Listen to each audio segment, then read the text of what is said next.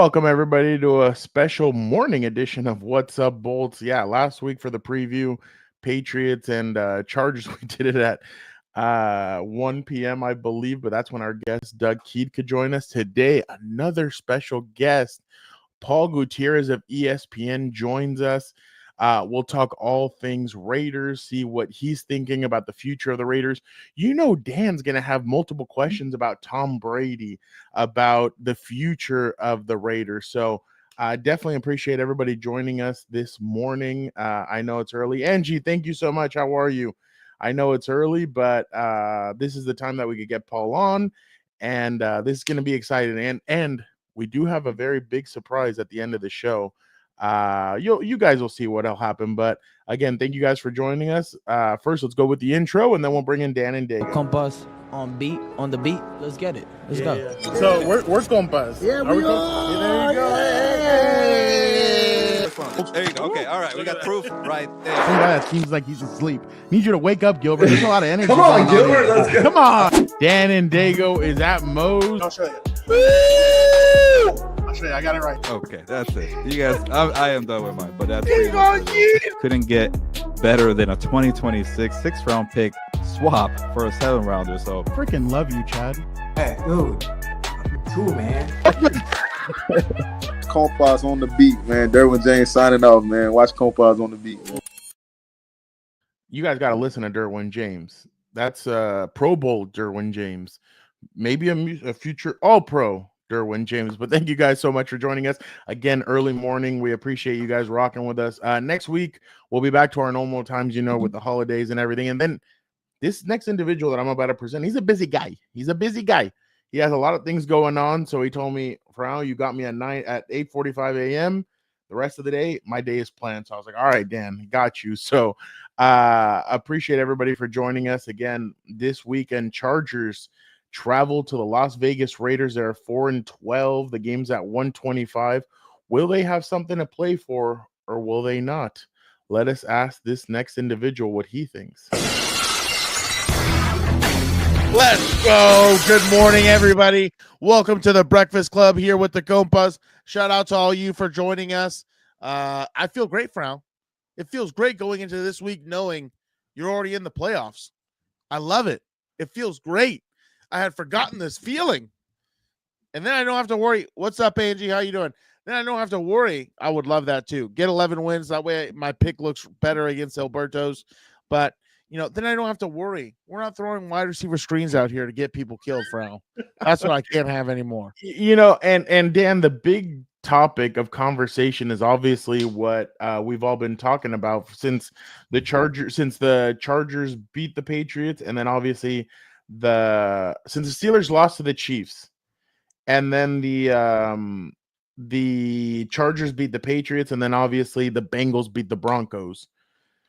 What's going to happen with that 5th and 6th seed? The 7th one obviously is a huge in play. By the way, just announced Tua Tagovailoa will not play this weekend against the Jets.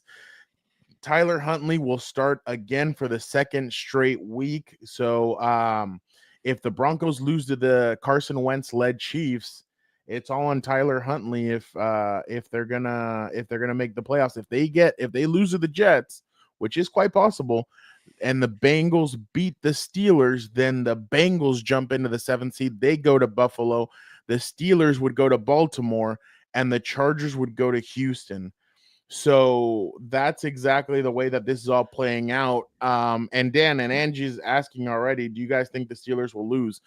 I think they will. I chose the Bengals to win earlier in the week during our Compas picks, just because, Dan, I feel like right now the Bengals are very hot. The Steelers have lost 3 in a row. They're at home, but the Bengals just seem like they're on a mission to try and get that last wild card spot. And if they do, Dan, all hell's going to break loose, because they could obviously go into Buffalo. They could beat Buffalo. Yeah. They could go into Kansas City and beat Kansas City.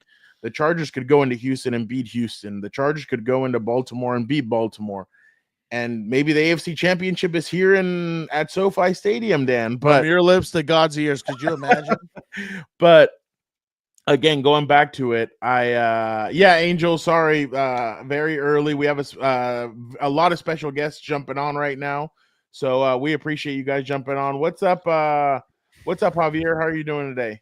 What's up, my boy? Yeah, and this is what Dan's been talking about, Angie. 100%. He needs a playoff win, and see, this is the thing: the Steelers are already set going into the playoffs, so they could take the approach where but you don't want to go with a 4-game losing streak into Baltimore. Exactly. Yeah, So that's going to be the thing. Yeah, I've seen people, other people around the NFL, reporters and stuff, predict that the Steelers could at one point just sit their guys. And I'm like, why would you want to do that? You'd go into the playoffs with a 4-game losing streak, and you're going into Baltimore. That's really rough. Because if Baltimore wins against Cleveland, they've won the division.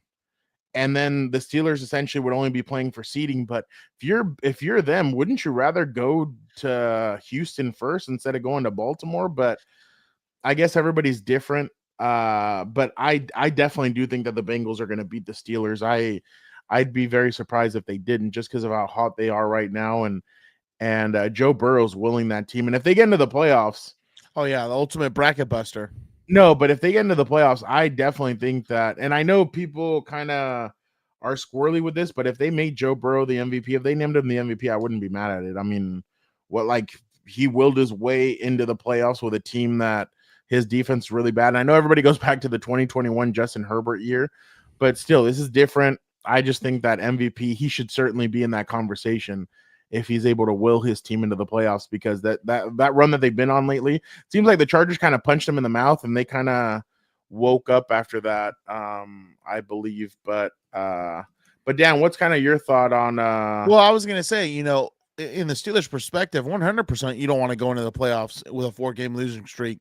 And it's not like, oh no, the Steelers punched them in the mouth 44-38. Oh, that was that wild game where the Steelers for some reason kept on scoring, but ever since that game, the Steelers have kind of spiraled out of control. But go ahead. Yeah, but you don't want to go into the playoffs playing bad football. They haven't been playing very well lately. They can't put up points. They've had turnovers, and it has not looked well. And I think the other thing is too, I do believe the Bengals are going to beat them at home because they haven't been playing well. And I think the other thing is too, if Burrow, let's just say, gets up on them by 10 points, maybe 14 points, I think that's going to be hard for that team to try and come back. I don't think they have an offense really that can try and play from behind and, put up points. But the other thing is too, I'm with you. Why would you sit these guys if potentially you're not going to win the division, fine, but you're playing for seeding, and then on top of that, you haven't been playing well. You need all the reps you can get to try and clip. Yeah. I doubt there's some switch that Danger Russ has in his brain where he's all of a sudden going to turn it on in the playoffs. But, the other thing is too, when it comes to the Chargers, I think they're all going to play if the Bengals win on Saturday. I think if the Bengals lose on Saturday and they're already locked up the 5th seed, I think that right there is the only time where you sit a Justin Herbert, you sit J.K. Dobbins, obviously sit Perryman, sit all the guys who've been hurt. You need those guys next week whenever you need those guys next week for when you go to Baltimore or wherever. So, 100%. That's the only way I see them sitting anybody. But obviously, if you're playing for the 5th seed, just blow them out, just like you did against New England, and try and get your guys resting in the 4th quarter or whatever. And that game was kind of an anomaly because I think they had 141 receiving yards to the backs. That Steelers Bengals game, so that's kind of an anomaly. That's you rarely see something like that. But no, I agree with you. The only thing is, I think Harbaugh would give them a quarter at least. I think the players would want a quarter just so that they don't go a full week without playing football. Like I told you yesterday when we were driving up to I was going to say Costa Mesa, El Segundo. I told you, I just think it's really bad, right? Like for the Chiefs, they played that Christmas game, and they haven't played football since. They're going to rest Mahomes this week. Then they're going to have that bye week. That's almost 3 weeks of him not playing football. So I think that's a little dangerous when it comes to that. Good. Hopefully it gets ice cold. But I definitely think that the Bengals are going to throw everything and the kitchen sink at the Steelers. Oh, that's the other thing. Yeah, they're playing for their football lives, dude. You know they're going to every trick play that they've been waiting to put out, and that's rare for the usually in the past. I know the NFL is enamored with these Saturday games, but in the past, remember everybody used to play on Sunday. Yeah, and you'd have to be scoreboard watching and seeing what's going to happen. A couple years ago, remember the Bengals were at the Ravens, I think. No, it was the Ravens. The Ravens were playing the Bengals. And if the Steelers, no, my bad. If the Ravens won the game, they would win the division and they'd be in the playoffs. If they lost, they'd be out of the playoffs and the Steelers would be in. And I remember the Steelers were watching the game on their jumbotron, watching the end of it. Yeah. And they ended up losing, and you could just tell the Steelers players were all bummed out. And the Ravens made the playoffs, and it was on a last second play. I think that was Big Ben's last year, or was that his second to last year or something? Second to last year, I think. But that's what I'm talking about. Like that's the kind of stuff where you're like, oh crap, like that's huge. And it's obviously completely different than what we've had in years past. So with them having Saturday games now it's a little rough. Oh, it's glorious. I love it for me because we're on. The Chargers get to know if what their destiny is going into that game. So they're gonna know their destiny. They're gonna know, hey, it's go time or it's not. And I love what Angel says too. I totally agree right here where he's like, Angel says if the Bengals make it in, I think they can make it as much noise as the Chargers could make. 100%. The ultimate bracket busters are sitting at potentially 5-7 with the Chargers and the Bengals, because the thing. Oh, shout out! I think it's Matt, right? Yeah, it's Matt. Shout out, Matt. What's up, Matt? How are you doing? Let's go, Matt. I appreciate it. Bro? I was listening at work. Won't be able to message, but let's go. Appreciate you listening. Appreciate you, Matt. And pretty soon we have our special guest joining us, Paul Gutierrez of ESPN. We'll have him on shortly. By the way, make sure everybody pound the like button. Help us out. Pound the like button. Leave a comment. Appreciate you all. But going back to it. Okay. Oh yeah, no, I think Paul's ready to go. Can I get the thumbs up, Paul? You ready to go? Yeah, that's a double thumbs up. There we go. We're ready to get him in. All right, let's get our guy in here, Paul Gutierrez. We love this guy. He is the best. Paul, how are you doing? Good. What's going on, guys? Good morning. What's happening? Good morning. No, what's happening with you? I mean, big interesting weekend this week because Chargers have something to play for essentially if the Steelers lose to the Bengals, and the Raiders, I mean, essentially, are they playing for AP's job? Is that kind of the mindset of what you guys are seeing?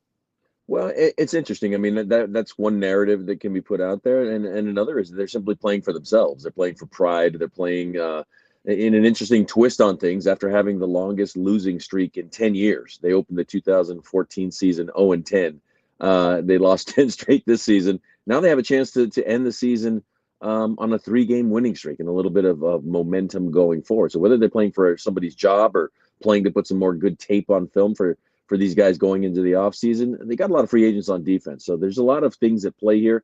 Something else is that if they beat the Chargers, they win their first game in the division this season. If they lose, they go winless in the division for the first time since 2006. So there's a lot of different things that are happening out there right now.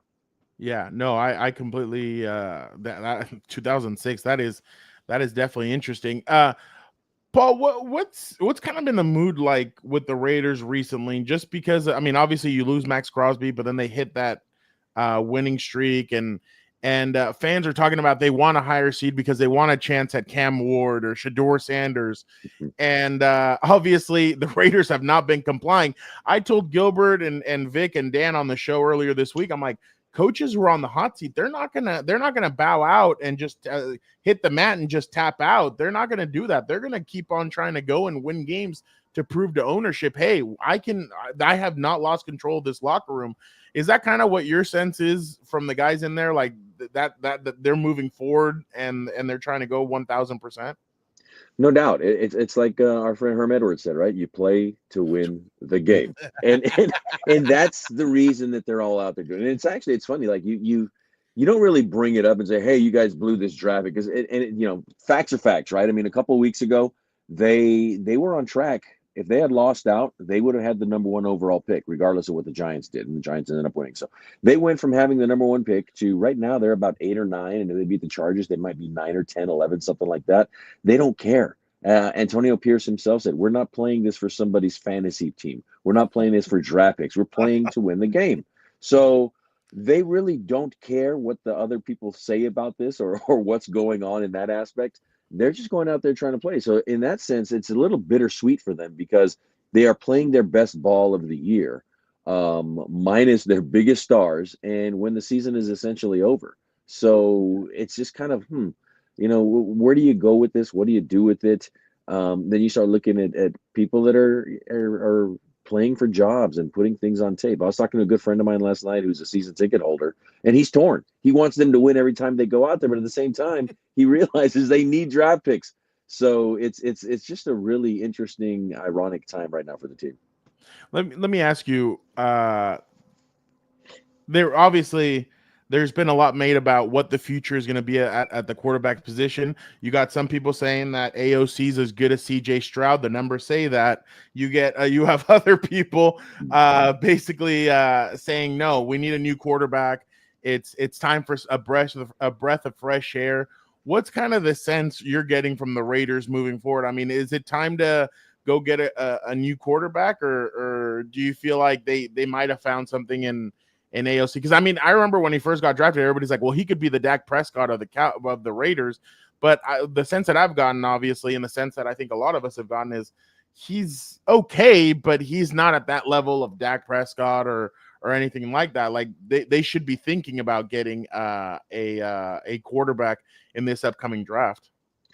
I think the simple answer to all of that is yes. they need a little bit of everything, and if you can always try to improve at any position, you should try to do that. Like I said, there's a weird bittersweet feeling around the team right now in terms of you wonder, what if they had just rolled with Aiden from day one and not gone with Gardner Minshew and just saw what happened. Maybe they've got 7 wins, maybe they got 8 wins. Does that really change things other than your draft slot at this point? And that's the interesting thing about Aiden is that he's just your prototypical drop back quarterback. He's not athletic. He can't really avoid the rush much. But he does just enough. And you saw it last year too. And actually what I've written for this week is, he has seen this movie before. Not only has he seen it, he starred in it. This is exactly how last season ended with him, because they ended really, really strong and a lot of positive vibes going into the future. And if they do beat the Chargers with this 3-game winning streak, now you're sitting here and you're going, okay, well, now they're drafting in the top. And again, the most ironic part of it all is that when they had that inside track for that number 1 pick, and it looked like it was going to be Shador or Cam Ward, and it still might be, who knows, depending upon what Tom Brady wants to do. The guy that had the keys to all of this that could have really wrecked the Raiders' draft plans was Aiden O'Connell himself. And guess what he's done? He's played just well enough to knock the Raiders back. Yeah. Dan, go ahead. That's perfect that you brought up Tom. I'm super curious. I understand he's a minority owner or whatever, but I'm super curious at how big of a role he's going to have in the offseason. Because personally, I don't want to say too much, but I've seen the GM story before for 11 years. You know what I mean? So I have a hard time believing, and I understand we could talk about AP's job security and everything else, and I get that. But I have a hard time believing Tommy T is gonna, survive Tommy B. You know what I'm saying? Like Brady demands. He lives at what's the Raider? Strive for excellence or something like that. To quote Al Davis, I can't remember. Commitment to excellence. Commitment to excellence. Just exactly. Win, baby. All of it. Exactly. All of it. And I have a hard time believing Brady's going to go in there and see some of these guys and be like, oh yeah, they're fine. Let's let some of these guys stay here. And on top of that, you have Pete Carroll out there. You have Mike Vrabel out there. I find it hard to believe we're just going to pass up on these guys twice. You know what I mean? So can you just talk about how big of a role you think Brady's going to have and everything else? Huge. He's going to have a huge role, and he's going to have arguably the most juice in the organization in terms of things like that, because he's going to have what Mark Davis is going to give him and what he wants him to do. There's a reason he brought him into the organization, right? So there's no doubt that he's going to have a bigger say than a lot of people think. And then right now he's just kind of, cooling off and trying to figure out, and you go from there. So, it's interesting because we haven't had a chance yet to talk to Tom Brady and figure out what his plans are. And Mark Davis has been very nebulous in terms of what the role will be for Tom. And as he said it himself when he was approved as the owner back in October, that that has yet to be decided. But he did say that he hoped that maybe he could help choose a new quarterback. He could help train a new quarterback. So Yeah. you've got all of that just kind of floating out there in the ether Yeah. as well. Not only what type of role will Tom Brady have, but who's going to be the coach? Who's going to be the quarterback? Who's going to be the defensive coordinator? The Raiders have a gaggle of free agents on defense too. And here's the other interesting thing about it: the Raiders have a top 10 defense. By the stats themselves, they are number 10 in total yards allowed right now. So, and everybody on that defense is basically going to be a free agent too. So, those are all decisions that you've got a GM for a reason, but you also have Tom Brady, who has a 10% share of the team, is going to be a big decision maker as well. And to me, I don't know if you can actually put a number on it other than to say, yeah, he's going to have a lot of juice when it comes to decisions being made this offseason. Paul, why should I trust, if I'm a Raider fan, hypothetically, why should I trust Tom Brady's viewpoint on a quarterback if John Elway himself, who was a great quarterback, couldn't select one when he was a member of the Denver Broncos? He had to bring in Peyton Manning. Why should I trust the eye of Tom Brady to select the next quarterback of the Las Vegas Raiders? Great question, man. Why should you trust? I don't know. I think a lot of longtime Raider fans are going to look at it with the leery eye, anyways, because they're like, "Wait a minute! If it's not for the tuck rule, we don't know who this guy is today." So, and I'm not saying that myself. I'm just saying, it's a great question. I mean, that's a great question to ask at some point of him, because he hasn't done it before. Because he's been doing it in TV, and we saw that before when Mike Mayock was the GM. I remember asking Mike Mayock, I'm like, "Look, you were for so many years for the NFL Network, you were a virtual GM for 32 teams. Yeah. Now you're a real GM for one team. So how is that going to play out?" And I think it's kind of the same thing with Tom Brady. He's not the GM, obviously, that's Tom Telesco, but they're going to have to work hand in hand. They're going to have to work in concert with each other. And like I said, however much juice Tom Brady has is going to be whatever Mark Davis tells him he has. So why should they trust him? I guess just from his own. He recognizes excellence, so to speak, so he should be able to do it. But you're right to bring up the John Elway comparisons. Wayne Gretzky in hockey, Ted Williams as a baseball manager way back when. That's the most interesting thing to me is when you have these all-time type greats going into new roles. Do they have the patience? Do they have the wherewithal to withstand? Look, not everybody's as good as I am. So how does that adapt? So that, again, a great question. That might be the best question that's ever been on Compas on the Beat. I like that. I appreciate making history today. But I was going to say, just talking about that too. I mean, just from my perspective, what other hope do fans have, really? I mean, the Raiders, and this is not me taking shots, the Raiders are such a big brand, and they've been so bad for like the past, I don't know if a decade is fair or not. I don't know a decade's fair or not. But, they remind me of sort of, right now, kind of drifting into soccer. Manchester United is such a huge brand, and they're falling apart. And it's like, I'm sure the Las Vegas Raiders, any fan of that team, they see Brady coming in. They're like, the bastard must know something. He won 6 Super Bowls. You know what I mean? Like 7. Oh, yeah, 7. Yeah, my bad. Yeah, you're right.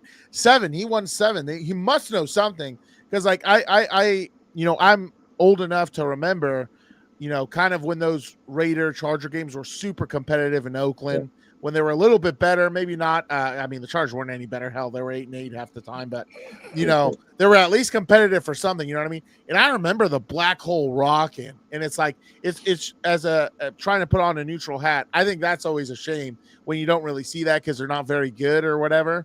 And it's like, what do you think is the biggest thing missing for the Raiders to kind of get back on track, if you don't mind me putting you on the spot, because you've covered them for a while and everything else. You've seen different coaches, different GMs. What do you think is the biggest thing missing?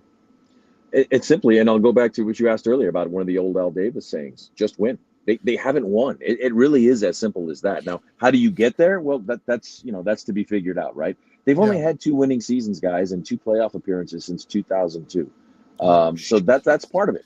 The other part of it is you were mentioning you're old enough to remember the games at the Oakland Coliseum. I'm old enough to remember going to games at the LA Coliseum to watch the Raiders and the Chargers and to watch your boy John Freeze beat the Raiders in 1992, I believe it was. So, And I'm old enough to remember when they were the Oakland Raiders before that, when the Raiders beat the Chargers in the AFC title game in 1980. 10-year-old me was sitting there watching the game on TV. So Oh wow. it's an interesting, I'm not old enough to remember when the LA Chargers were playing at the LA Coliseum back in 1960. but it's a rivalry, and rivalries usually bring out the best and or the worst in teams when they face each other. So again, a long answer to your short question, but what's missing is from the Raiders' perspective, and Mark Davis will be the first one to say this, the winning. They have not been winning enough. And winning is the ultimate deodorant in any sport. Oh, yeah, so 100%. So if and when they start winning, things like this are, this won't even be a matter of discussion anymore. But again, the facts are the facts, and the fact that the Raiders have not had but 2 winning seasons since 2002, that in and of itself tells you half, if not more, of not the entire story. Have you ever watched the movie Draft Day or no? Oh yeah. Okay. You know when Kevin Costner takes a little, like, writes down on the piece of paper. I can't remember the guy's name right now, but is that kind of what Mark Davis is doing right now with? Is it Mike Vrabel over everybody? I don't know if that's Mark's. If Mark does something like that, it was interesting though that in the movie the Cleveland Browns drafted Black Panther. So I mean, the guy's a superhero. So by the way, they're going to the Super Bowl. If you ever go to the Super Bowl, then if you're ever on YouTube, look up Tom Telesco reviews Draft Day. The Chargers got him to sit down and review the whole movie Draft Day. So there's some things where Tom's like, I don't know, that's not really accurate. Oh, that is accurate. So like he just goes through the whole movie and watches it, and it's actually pretty funny. He showed a lot of personality in that clip or in that video. I would love to sit down with you then and go through the Karate Kid Legends movie. We can go, and I'll tell you what's real, and what's not. We should. And I was gonna bring that up at the end because I'm excited. No, you're good. I'm excited for that movie. But if you could put it in a percentage, how much do you think AP stays? And if it's not AP, who do you think would be their number one draft pick, essentially to be their next head coach? Because whoever it is, you have to go in a division with Patrick Mahomes and Andy Reid, Justin Herbert, Jim Harbaugh, and Sean Payton, and Bo Nix isn't there yet, but still he's shown he's been a okay quarterback so far. So so that's basically my question.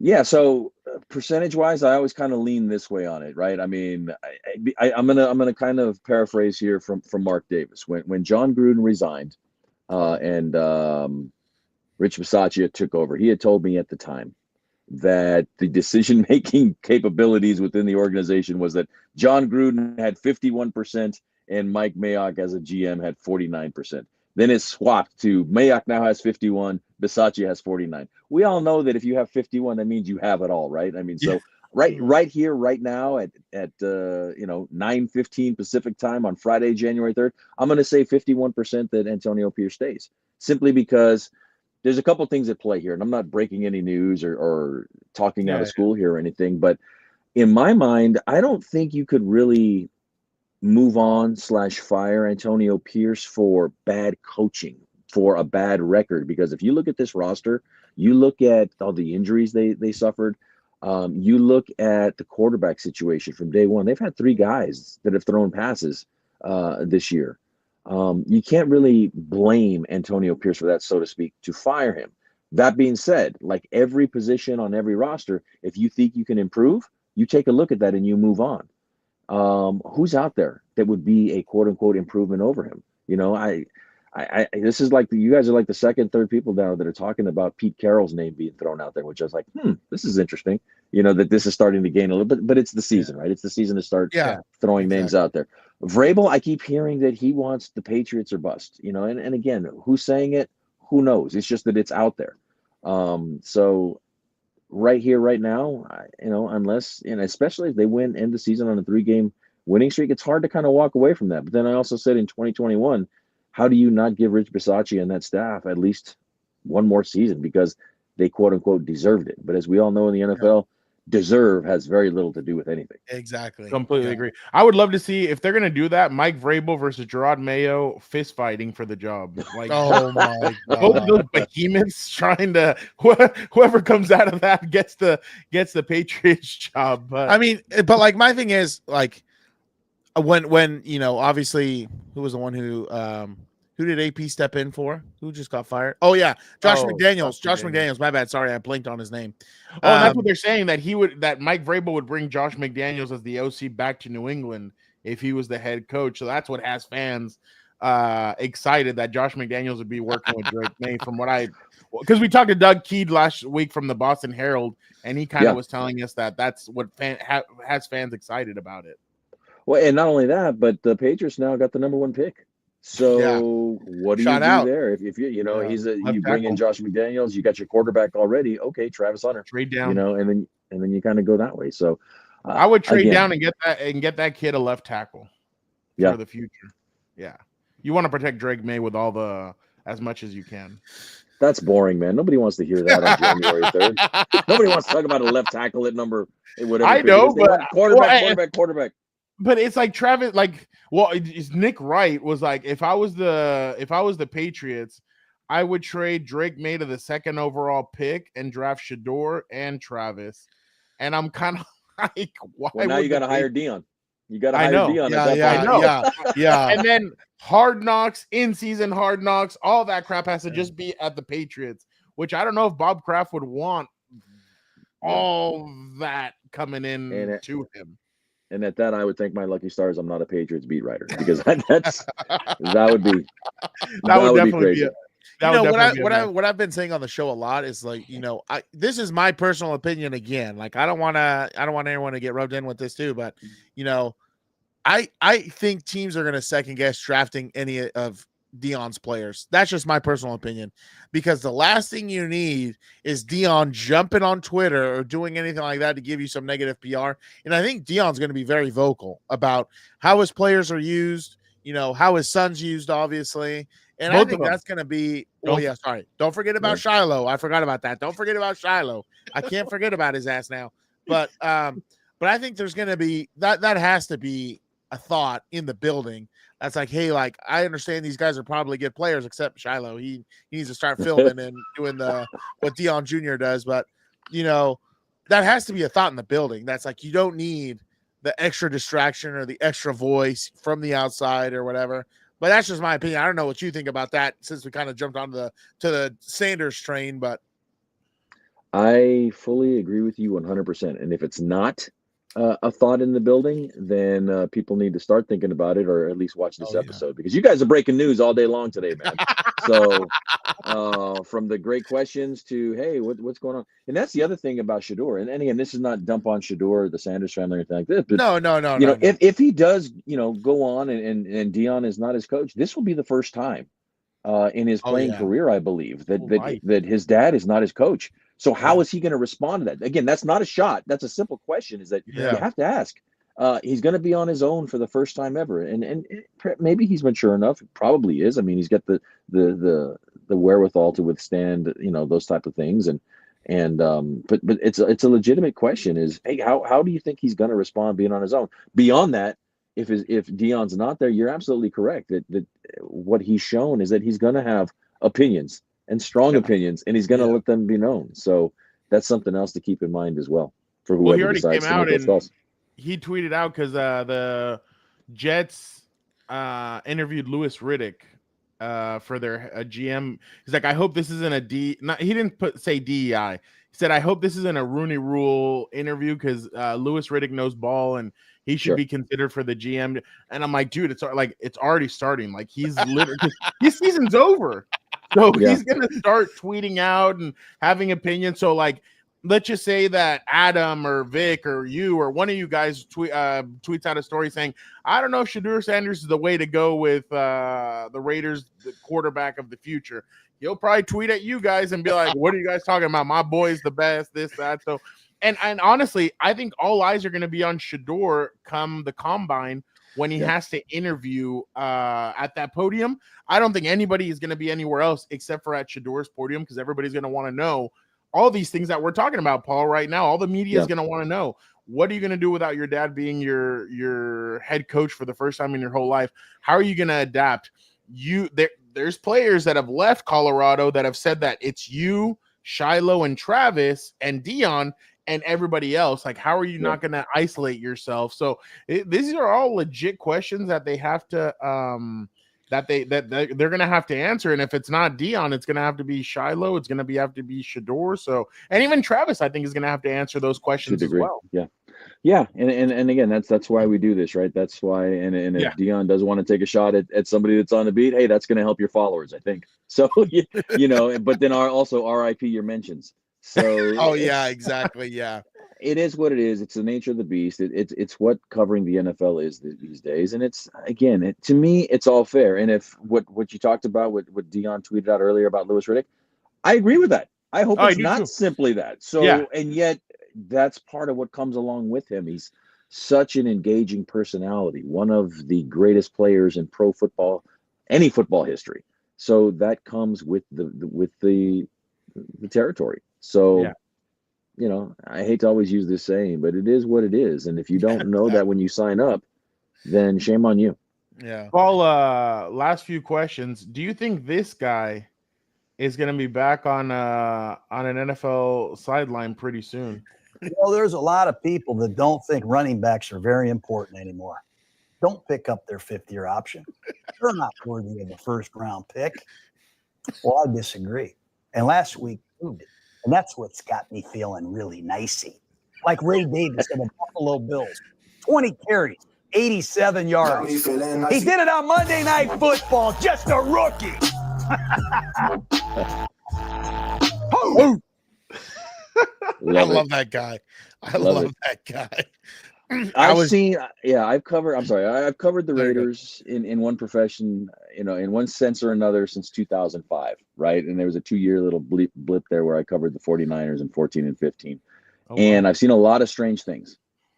John Gruden coming back into the NFL. John Gruden, and I'm not even advocating this or even hinting that I've heard any of this. John Gruden coming back to coach the Raiders next year would not even be top 5 weirdest things, because it just kind of makes sense. And again, I'm not trying to say anything or infer anything. I'm just saying, to answer your question, it would not shock me at all if John Gruden was back in the NFL. That's got me feeling nicey. Yeah. I'm a big Gruden guy. I don't care. I understand he was naughty and a lot of that stuff, but I love watching him. I love seeing the mics up. I just love the guy. He has such a great personality. And I'm sure he's one of those guys that what you see is what you get. So yes, Yeah, and if you want to get fired up, whether you're a Raider fan or just a football fan or a Hard Knocks fan, watch the season premiere opening section for 2019 when he said, "I'm not in here for the Peach Bowl. I'm not here for the Blue Bonnet Bowl. Whatever. I'm here for the Super." And he goes off. And I'll tell you this, and I haven't really told this in a public setting. The thing that kind of endeared me with John on a personal level is this. The guy was always accessible, and you would talk to him. And it was in the middle of COVID. And my son was a sophomore in high school, and he was playing JV football, and he tore his ACL. And out of nowhere, I got a text from John, and it was a video from John to my son. Wishing him luck and telling him, God, I'm not getting choked up, guys. I'm not. I'm just saying. No, I know. That's what I'm saying. Oh, maybe I am. Who knows? Yeah, I know. But the fact that he took the time. He took the time to send my son a video, giving him, hey, man, you can get through this and you can help the guys. And, I'm thinking of you. That to me, kind of endeared me on a personal level, which as you're covering him in a professional setting, you got to set that to the side. Yeah. But it's also one of those things where it's like, okay. Now I see it. Now I understand how when that happened with the email situation, it's like, man, and I talked to Lincoln Kennedy, I talked to Charles Woodson, I talked to Tim Brown and all those guys, and they were blown away. They're like, that's not the man I know. That's not the coach I love. So it was one of those things where, after enough time, not everything's forgiven, but where we are as a country right now, obviously a lot of things are forgiven. So you kind of go that route. Did he move back in his chair and he just goes, "You got to get through this. You got to get back on that field." Oh, You know what was awesome was he was just like in this dark room, just like that. He's in a dark room with like one light shining on him, and it was awesome. My son Have you still seen has him it. at Barstool, by the way? Some of those clips. Yes. It's the most glorious thing I've ever seen. You know, a big thing that I've been saying on the show also, I was like, if you don't want to let him coach because of all that stuff, fine, whatever. I would pay money to see him uncensored narrate games or commentate on games, or let him go. Let him go. Oh, yeah, him and Bruce Arians would be good. Let him go to all 32 teams and just travel with them. And then either let him coach a position, let him run a meeting or something like that for the day or whatever. Just to, he's a content machine, dude. Yeah, he's definitely a personality. And that was one of the things that's kind of like his greatest strength and maybe his biggest weakness is that, you saw it happen to Marquette King. Marquette King got himself blackballed from the league, I think, because he was on NFL Network and he came out there because his last name is King. He came out wearing a crown and a cape and holding a scepter. And they asked him about his new coach, John Gruden. And he looks around and he goes, Gruden, who is that? Oh, the guy from Monday Night Football. So that's the reputation that precedes him. That sent Marquette King on his way out, even though Marquette had told me at the time when he never even really got a chance to meet him or Bisaccia, the special teams coach, because his initial meeting for them, he brought a Snickers bar for Gruden because he thought Gruden was a little hangry.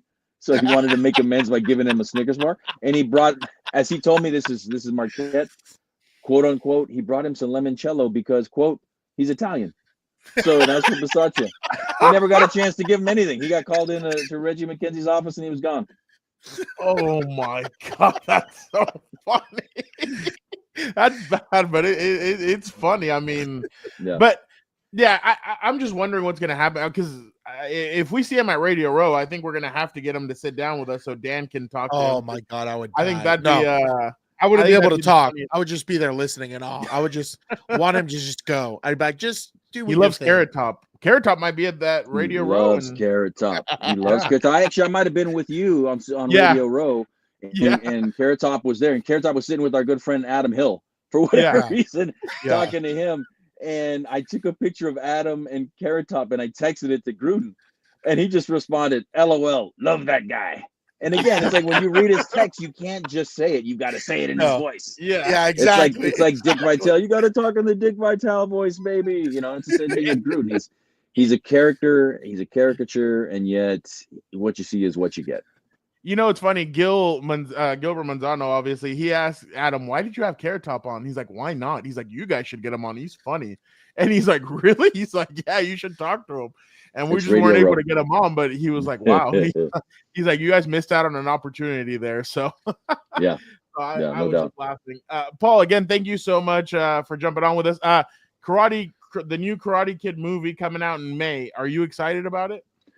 I'm very excited, and for no other reason than this. As we've discussed in confidence with each other, I'm actually a martial artist. I grew up with it. My dad still teaches. So like Shiloh and Shador, my dad's been my martial arts coach my entire life. So are you a diva? My daughter told me this. Apparently, my daughter's 16, and I guess if you end texts or emails with ... the ellipses, that makes you a diva. And I do that all the time. So she called me a diva. Apparently, it's a TikTok thing. So what I'm excited about with Karate Kid Legends is I want to see after 41 years has Ralph Macchio finally looked a little believable, because in Cobra Kai it's still not all that believable. And I still got kind of an attitude about it, because when the original Karate Kid came out in 1984, I was the right age to be in that role. I was actually a martial artist at 14 years old. I was doing it in South Pasadena, not far from the Valley, in Reseda. Allie with an I could have met Paul with an L, and my wife to this day still says, Amy tells me all the time, "Oh, you're just mad because you think you should have been the Karate Kid." I'm not mad because I should have been. I'm mad because I actually was, and they just miscast Ralph. Well, and Ralph was what, 21 at the time when they casted him? Ralph was 47 when they cast him as a 14-year-old dude. Isn't it crazy the way they do that? And I'm pretty good. I'm very friendly. I'm not gonna say I'm friends, but I'm very friendly with Yuji, who plays Chosen. Rich Ting, who's friends with that crew of guys too. Rich Ting was in Tulsa King recently. He played football. He was a quarterback at Yale in the early 2000s. He was in the Shannon Lee show Warrior. He played Bolo in that. He's coming to the game this Sunday. So it's interesting. I've been trying to tell all these people, I'm like, hey, yeah, I'm going to be 55 in March. I don't think I'd look 55, but I can still touch my toes. If you guys need to cast like a sports writer who also dabbles in the martial arts for any of these shows, I'm your guy. Oh, There you that'd go. be awesome. Perfect. Go do I would some definitely love throws, that. dude. Especially get a Latino on there to kind of, typecast and get rid of the typecasting. Yeah. That's what I'm trying to figure out. Chosen is hilarious in that show. Okay. There you go. I watched Karate Kid 2 the other day, and I'm like, my God, he was I know. scary. I know. And then He went. and now they kind of make him kind of the bumbling old kind of walking fool and whatever. Okay, we all get older, I guess. But he has Yuji Chosen has a restaurant. He has 2 restaurants, matter of fact. Kona Grill up in Seattle, and we went and ate dinner there when the Raiders played the Seahawks a couple years ago, and he sat with us and just shot the breeze. And then we were just talking about, oh my God, he was in Pearl Harbor, he was in Better Off Dead, he's been all over the place. Yeah. So at that time is when Daniel. I think he was the dad in Johnny Tsunami also. So I remember him in the Disney Channel movie. Yeah. So just a very cool guy, and again, he's a huge Raider fan.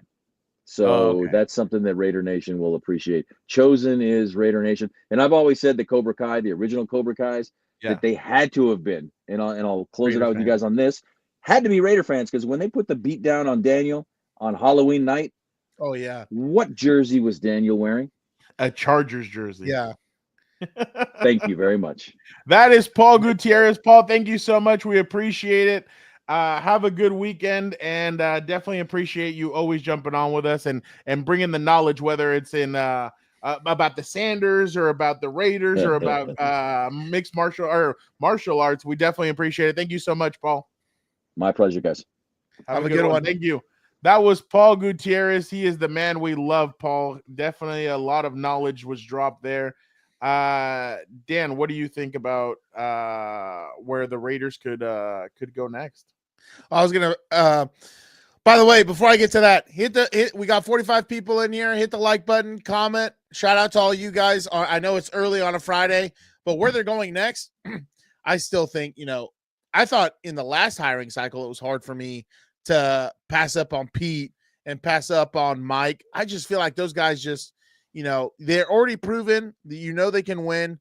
And they have that, feel where I'm like, oh, yeah, they could totally do the Raider way.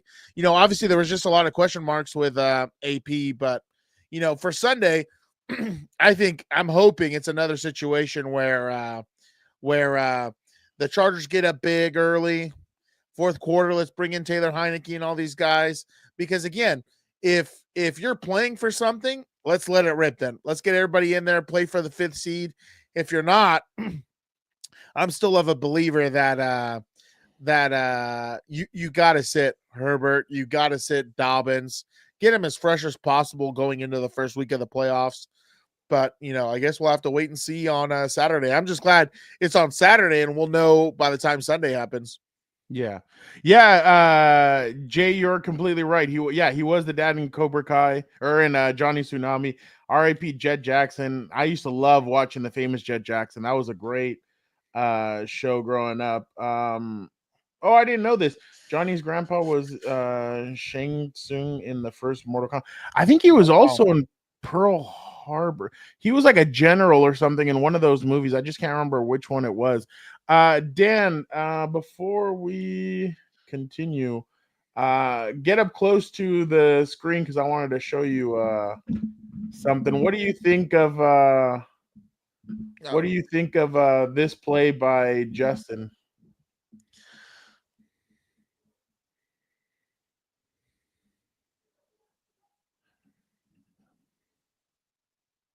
Oh, yeah.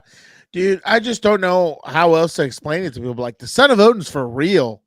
Like, this is why I defend him so much or whatever. When we're talking about straight ability, what other quarterback is going to zip it in there in this tight of a window and get it caught? You know what I mean? How many guys don't get that picked off right there? I bet you Mahomes gets it picked off. I bet you Burrow might get it picked off. The crazy part is that they were doing crossing routes, Ladd and Quentin. Yeah. But Ladd turns around. Like, he turns around and he's wide open. Yeah, he looks for the hole in the zone. That's what he probably felt right there. And, or maybe that's the design of the play, but, I just don't know how people just slander my boy so much. I just don't understand it. The son of Odin's for real. And that's why, I think it was Angie. I don't remember who it was, but commented, just need J10 to win his first playoff game. 100%. I'm tired of listening to this slander. But Dansky said, I'll be at the game first time in Vegas. Shout out Dansky. Good luck. Have a good time. Be safe. But yeah, 100%. I just don't know why people slander my boy so much. Like, what are we even talking about? What are we doing? Dan, what about this run play right here?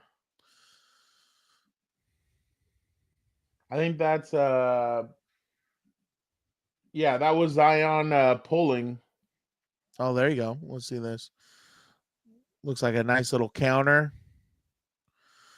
Yeah, they did just enough. That's the thing that I think has been the biggest problem for the Chargers in the run game. They don't generate a lot of movement. If you see, Joe Alt does. The right guard doesn't. That guy's name eludes me, and I hate that I don't know it. Oh, who's it?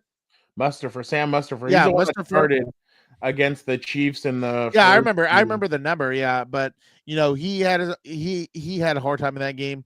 This one he does just enough, which I mean, shout out to him. But I mean, like again, when this team gets the right guys in there, the run game is going to be nasty. It's all about creating movement, and I think that's been the biggest problem sometimes that they have. They just don't generate movement at the point of attack. So, do you feel like Scott Matlock has improved as time has gone by? I think he has. Like, but that's why when people were like ripping him early, I was like, dude, like the guy's probably like the thing that people don't understand. He's probably played D tackle his whole life. He probably played maybe offensive line in high school, but like at college, he's not going both ways. So it's like obviously, especially playing a tight end role, basically, that stuff's going to take time. And I like. And this is the other thing, right? I like the experimentation with it. You know what I mean? Like, I like that they're like, okay, because they tried McFadden a few times. They're like, this guy's not really working. And it's like, okay, let's see who else we got. Scott, can you do it? And then he's done a solid job for the most part. I just think sometimes it's hard for him to kind of put on his offensive brain and understand, it's not just strike and shed. It's strike, move his ass. And, it's definitely like a lot different. I'm not even gonna lie. I like sometimes when they send him on routes. I just wish they would send him on shorter routes. You don't need he should be the check down guy. You know what I'm saying? He should be the check down guy. But like the way we opened up against Tampa and he gets a nice little short pass and he does the wiggle and he gets like 10 or 11 yards. That was hilarious and that was glorious right there. I do agree with this. Both Madlock and Fisk are improving. Fisk got better. He's gotten better. And then they're both making catches and extending plays and everything. So I do think that they have both improved. Dan, I want to go to now this is your guy. I mean, there's no denying it that Derwin James and you have a bromance. That's my dog. He asked me about you yesterday. He's like, how's your brother doing? I was like, everything's good. He's That's like, my tell dog. So Dan, just watch Derwin on this play. Oh, he's on the right? Yeah. Oh, yeah. Just a dog, dude. Like, I don't even know how else to explain it. It was funny, too. We saw some mic'd up thing yesterday, and Derwin, after the sack, comes off to the sideline and tells his coach, they need to quit blocking me with running backs. And I thought that was hilarious. Yeah, exactly. He feels the disrespect. Oh, that was 5.5 sacks this year, Dan. As a DB. I think he might be critical in the playoffs when it comes to trying to get him to sack. Like, to me, honestly, he creates that pressure. Oh, yeah. But that's why, like, to me, honestly, when Perryman goes down or Perryman needs a break, Dye hasn't been bad. I think Junior Carlson has struggled a little bit more.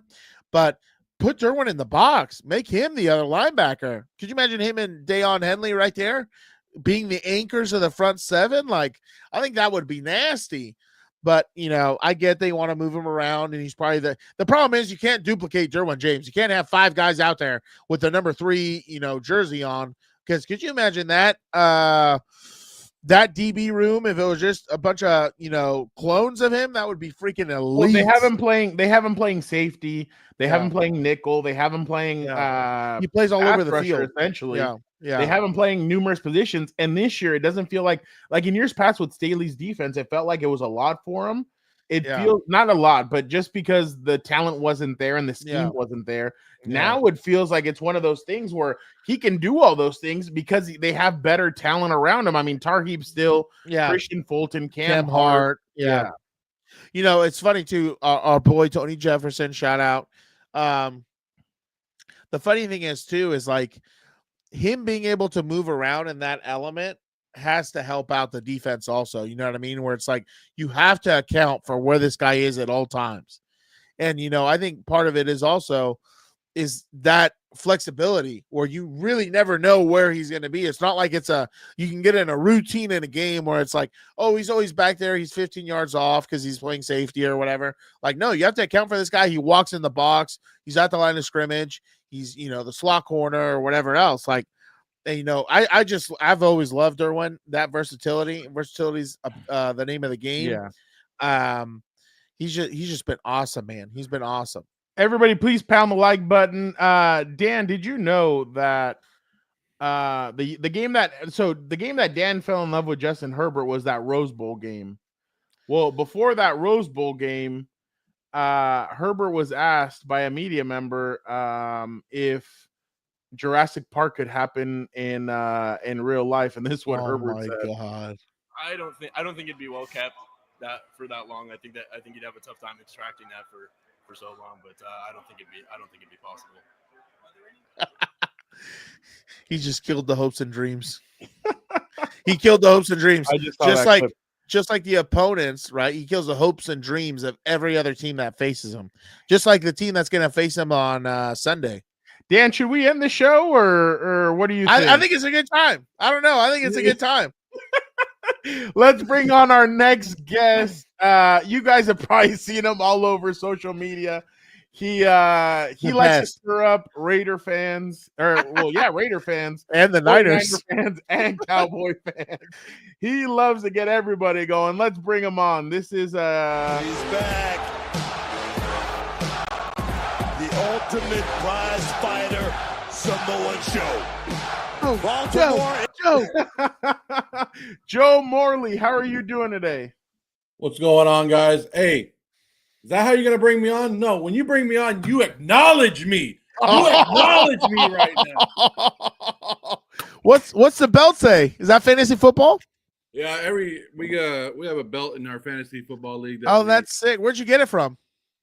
Undisputed Belts. And you can, there's only one guy that plays in that league, and it's Joe Morley, so that's why he has the belt. Hey. Let me throw up the one then, Joe. Let me acknowledge you. You can't lose if you play against yourself, right? Yeah, and people thought it was the Costco guys that were coming on. No thanks. No thanks. Get the Tizzler. Get the, no thanks. Oh, Joe, don't do that. Come on, my guy. Don't do that. I'll give you 5 big booms. Oh, God. Did you text him before this to start this? No. I didn't do any of this. You're about to make me reference what wrestler that guy's going to become at some point. No. Allegedly. Joe, it just shows you that anybody has a shot in AEW, right?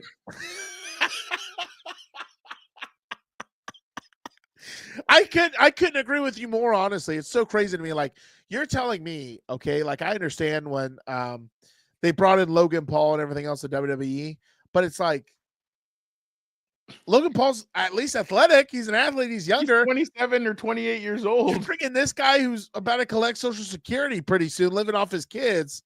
It's just crazy to me, dude. So Joe, what are the state of the Raiders at right now? What is your thought process about Joe? Obviously, he's a huge Raider fan. He does a lot of great content. You guys should check it out. He literally kills it. He pisses off fans of all fan bases. It's the best. Drop your Instagram handle, dude. Yeah. What's your Instagram again? Oh, the Joe Morley. That's it. That's all you need to know. That's all you need to know. You gotta acknowledge him.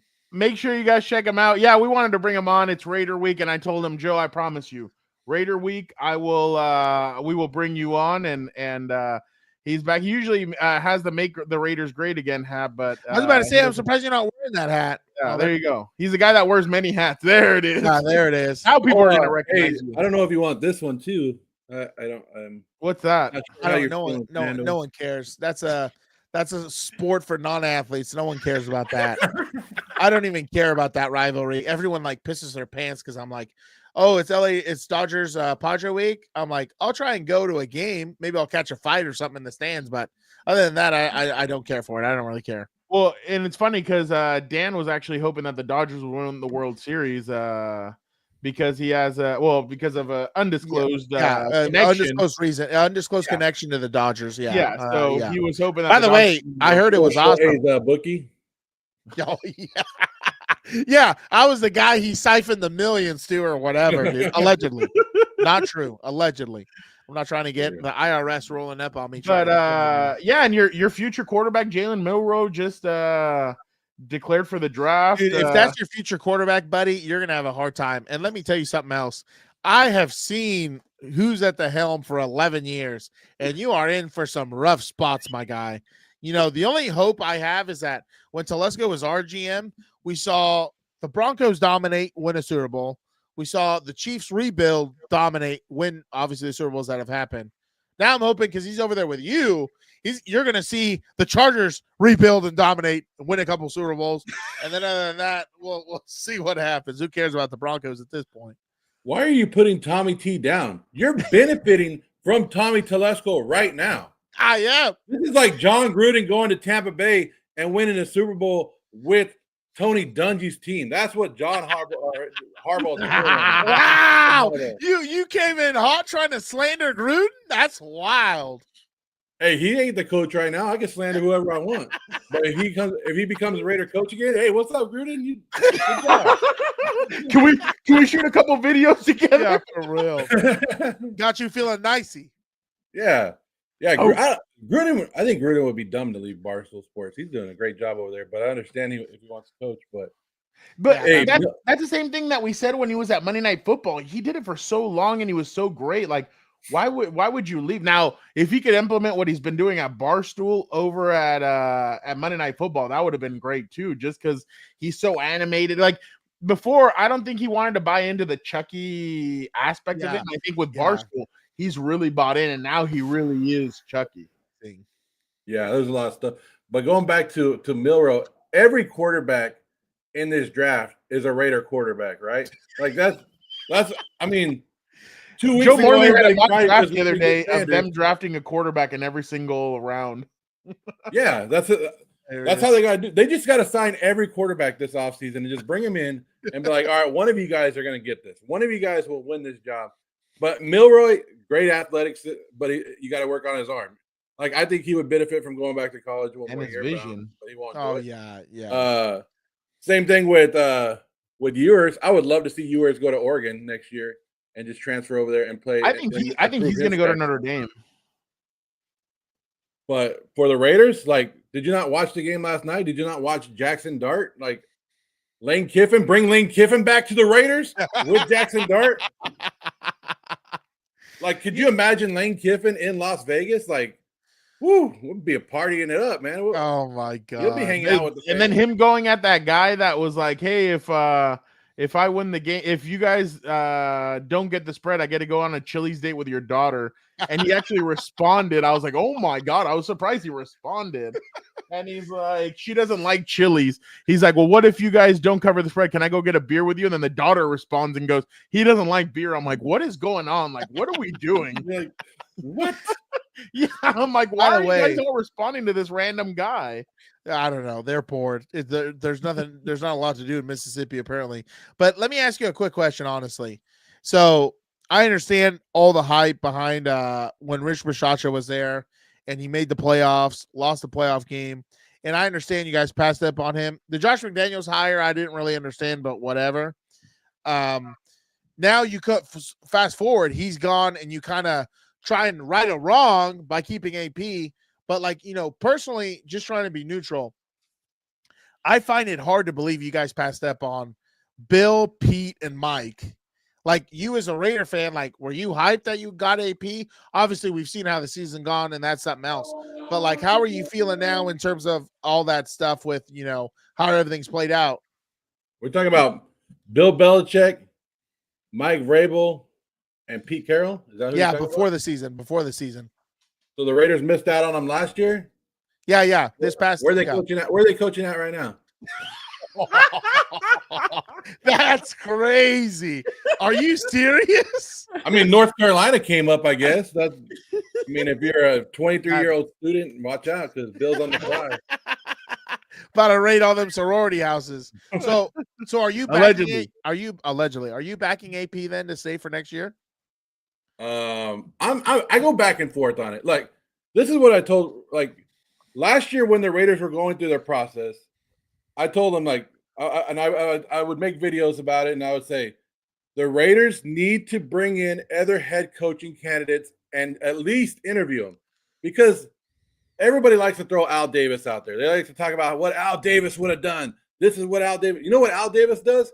He interviews people just to interview them. Like, he would have brought Harbaugh in knowing that he's going to hire AP just to see what his mindset is and what he would talk about the Raiders, and then take that and use it again. It's self-scouting. You self-scout. You bring in – this is the one time when you're doing a head coaching search, this is the one time you bring in every single buddy, because you're self-scouting against your own team, no matter who you're going to hire.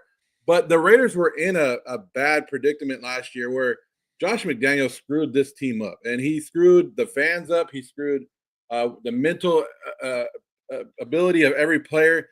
Like, he just took everybody down to where you were showing up to the games and you were like, we don't even have a chance. We're going to lose today, and it's going to be ugly. Like, and it was just bad. Like, so AP brought us back up, and this is what I tell Raider fans last year. Where was all the people crying about tanking for draft picks last year when AP took over? No, you were all excited, and we were winning meaningless games last year with AP.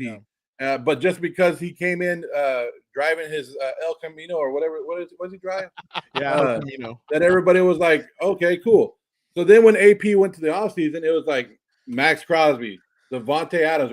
We're not supposed to talk about him anymore, right? They were all like, you need to hire our guy. This is our guy.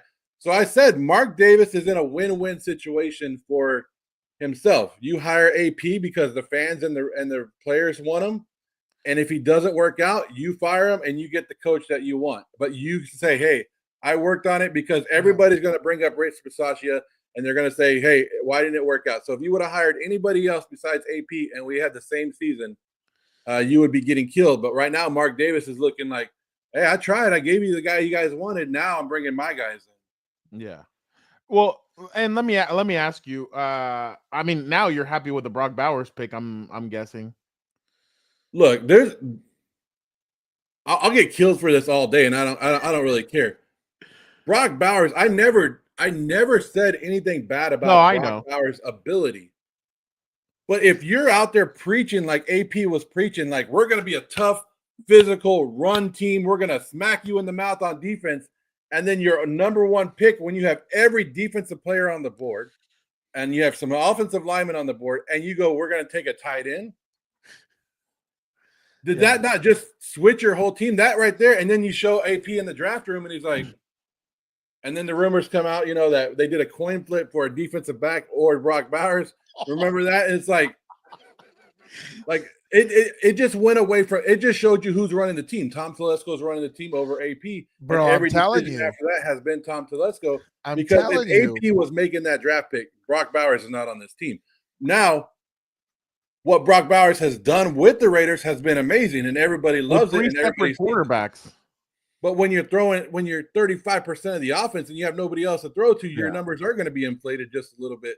I'm not knocking Brock Bowers because I know. We see how great he is.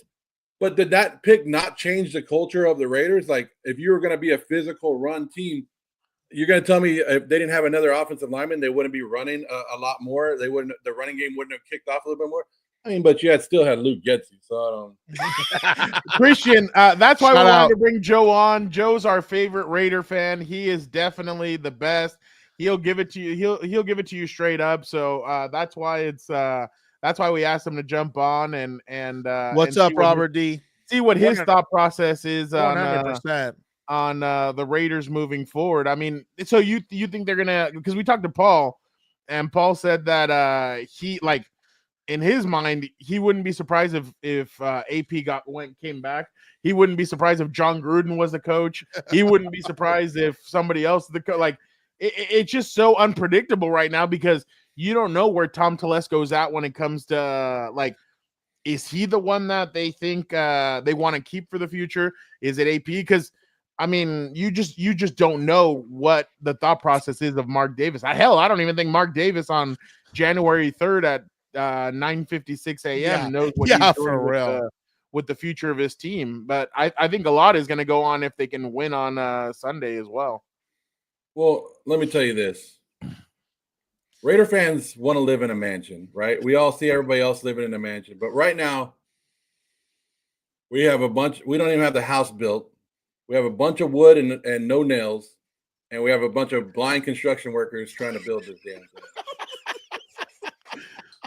Like, I'm just throwing it out there. Like, I don't think we have a plan. Like no. And this goes back to when they got rid of Derek Carr. It's like you don't have a plan for the top quarterback position. But I don't have a problem with AP coming back. I don't have a problem with you giving AP another shot. But if you can get a better coach, you have to go after like the guys you named earlier. And here's one that people got pissed off at me yesterday because I said it's Mike Vrabel, it's Pete Carroll, it's Mike McCarthy. If you think about him, because there's a reason Mike McCarthy hasn't re-signed with Dallas because you guys would be twins. I would dress like Mike McCarthy every day if he became head coach. Do you really want Big Mike though? What are we looking for? We're looking to turn the franchise around. Mike McCarthy has proven that he is able to do that. And he's proven that he's able to deal with big egos like Jerry Jones, like Aaron Rodgers, like Dak Prescott. He's been able to turn your franchise. He's a Super Bowl winning coach. And I'll take 12 wins a season with Mike McCarthy just to be able to turn the culture around. Like, I know a lot of Raider fans like, we need Liam Cohen. We need Ben Johnson. Those two will get their ass kicked in this division. You might go into training camp and we're going to hear Paul Gutierrez, who you guys had earlier, or my guy Hondo be talking about, the Raiders offense is looking really good. The quarterbacks are looking good. Yeah, until they play some real damn games. And then the offensive coordinator whose job is to only come in and fix the offense is now dealing with the Vegas atmosphere and the players getting in trouble and in the off field. And now he's like, oh, shit, what am I doing?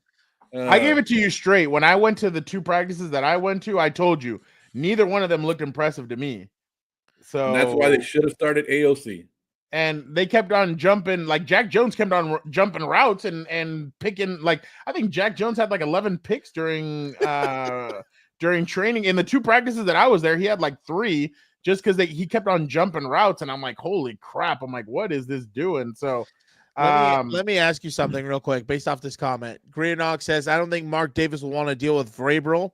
That leads me into my next point about Brady. Can you just talk about that? How big of a role do you think he's going to play? How big of a role as a fan would you want him to play? Do you trust them to be able to draft a quarterback knowing that in the past guys like what's his name? John Elway weren't able to do it, and there's been other guys that haven't been able to do that with quarterbacks? Well, Tom Brady told us Jimmy G sucked when he was on the Patriots, right? Got his ass out of there. So he must know something. All I need to know. Yeah, like we would have never had Jimmy G to the experiment last year. But no, to be honest, I think he's gonna have a big say. Like he's only little less than 5% owner, but it's gonna be. I think they're looking to get him bigger and bigger. And hey, let's face it, Mark Davis has no kids. He has no family, right? So if something was to happen to him or his mom, you would think that they're setting this up for the future, that Tom Brady will be.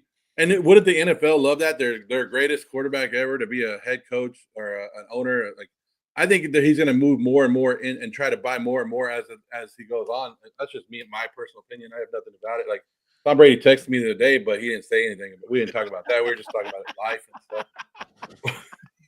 But I think it's more like I'm so angry that Gisele's marrying and is pregnant by her the trainer, yoga instructor. Joe, what do you think about this? Yeah, I think they're very serious about this, and Tom's going to come in there with an attitude.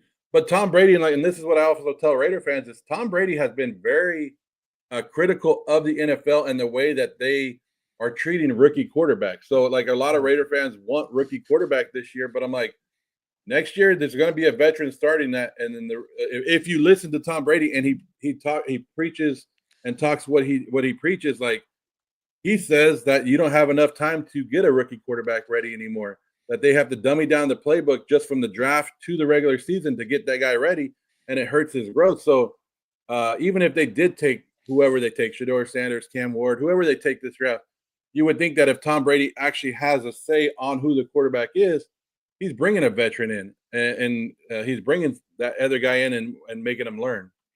So you think it could be Joe Flacco? Joe Flacco? Would you be good with Joe Flacco? Have him sit behind Joe Flacco? What about Carson Wentz off of quarterback rehab, maybe with Kansas City? I mean, I think Carson Wentz would be good. Like, yeah, you're bringing him over from the rival. But I mean, my dream guy would be in Vegas would be Jameis Winston, just because I love the quotes and I love the way he talks. But like the crazy, but I don't know if he's going to win games. But yeah, just the content I can get from Winston alone would be amazing. I think he gives you a chance with throwing the football. Like the thing that people like, it's crazy to me that people recently, when he was with the Browns, they're like, what did they say? He needs to be a starter. He needs to be a starter. Everybody knew he could throw the football. You remember the year he led in completions, passing, touchdowns, but he also led in interceptions, the 30 for 30 season. Like everyone knows the guy can pass. Like the problem is he doesn't take care of the football. That's his biggest problem. But yeah, you're right. That would, because like you guys do have some weapons, obviously, but it's like you just don't have somebody who can sling it to him. I just wonder if Shedor's going to want to, like, if he's and Dion's going to be okay with Shedor sitting behind one of these guys. And I think if Brady tells him, he will. Well, I think that's the main thing. I think I heard it earlier from you guys, but I think that's the main thing that's hurting Shedor with the fans is how much Dion is going to say, because he's already talking crap on there. But that's like, like when you're watching the games, like you could still like. Shedor has a talent. He's good. He'll be all right. But it's like what comes with them in the offseason or everything else that comes with them. Like that's the main thing.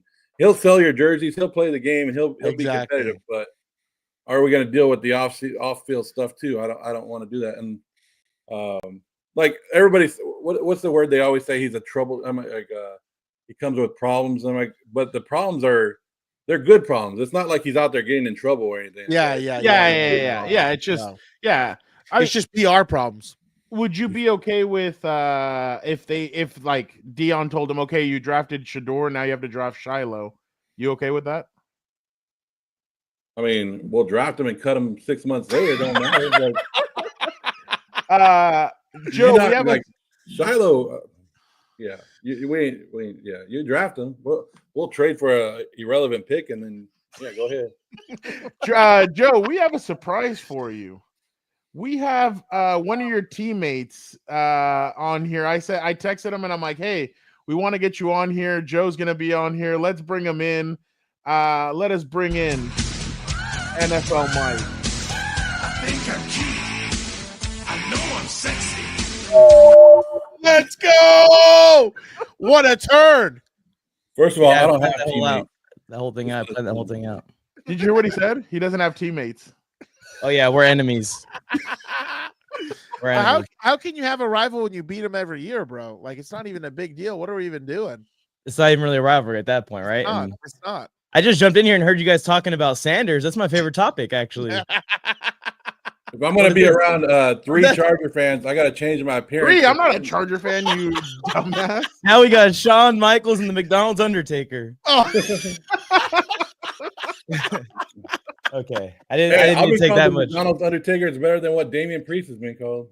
Oh, that one was hilarious, dude. I'm not even gonna lie. That's why I love Drew. Drew just lets it rip, dude. Let's let it rip. Mike, how are you feeling? I mean, clinch a playoff berth, back going into the playoffs. Like, how excited are you about the Jim Harbaugh era? Oh, look at that hat or that shirt that he's wearing. Right.